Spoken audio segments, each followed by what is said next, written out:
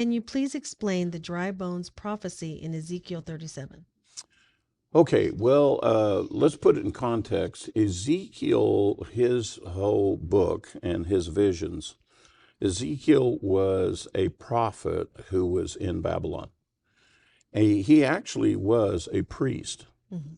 but he never got to serve in the temple because at the age of 25 he was taken captive. Right. Just when he would start to do his duties in the temple, he was taken captive to Babylon.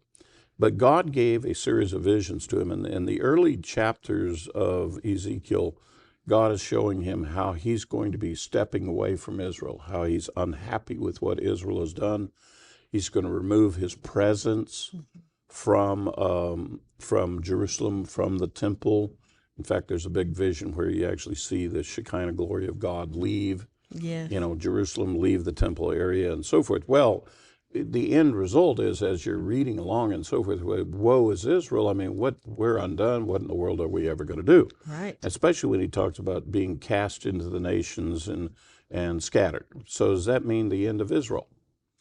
Well, no, God says, no, it's not the end of Israel. You're going to be punished for your unbelief. You're going to be punished for it. And then he shifts gears at about chapter 36 in his book, and he starts talking about what God will do in the end that will be to Israel's benefit.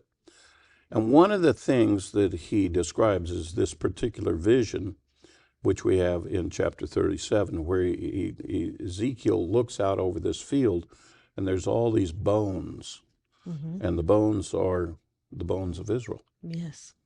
And he talks about how these bones, there's going to be a rattling of these bones, and that the bones will begin to stand up, and then sinew will be connected, ligaments, and then flesh.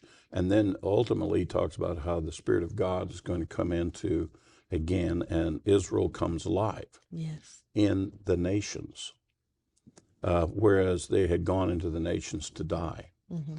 And what is really fascinating is that since the Holocaust, we have these images of Israel in Europe in the Holocaust, where they took the Jews and they burned them in the ovens, and all that was left was bones. And you see these bones of Israel.